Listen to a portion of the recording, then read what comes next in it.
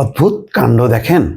বিমানের পাইলট মুনতাসির নিজের পাসপোর্টের বদলে ভুল করে মায়ের পাসপোর্ট নিয়ে তিনি জেদ্দায় চলে গেছেন। সেখানে যে আটক হয়েছে, পরে বিমানের স্টেশন ম্যানেজারের হস্তক্ষেপে তিনি ছাড়া পান। এটা কত বড় লজ্জাস্কর ব্যাপার। এমন একটা দায়িত্বশীল পদে থেকে ভুল করে মায়ের পাসপোর্ট নিয়েছে, ভুল করে জেদ্দার বদলে যে অন্য জায়গায় যে বিমান নামায় দেয়নি, আরও অনেক ঘটনা ঘটায়নি। এটাই তো রক্ষা। কি হয়েছে ঘটনা? সৌদি আরবের জেদ্দা বিমানবন্দরে আটক এবং জিজ্ঞাসাবাদের মুখে পড়া বিমান বাংলাদেশ এয়ারলাইন্সের পাইলট ক্যাপ্টেন মুনতাসির রহমানের সঙ্গে একটি পাসপোর্ট ছিল, তবে সেটি নিজের নয়।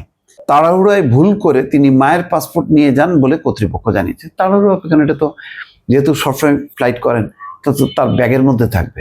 আজব ব্যাপার। তো যাই হোক, এখানে বিমানের জনসংযোগ বিভাগের মহাব্যবস্থাপক বসরা ইসলাম বলছেন যে পাইলট ভুলক্রমে তার নিজের পরিবর্তে মায়ের পাসপোর্ট নিয়ে ফ্লাইট পরিচালনা করেন। মায়ের প্রতি একটা ভালোবাসাও এটা প্রকাশ পাইল আর কি।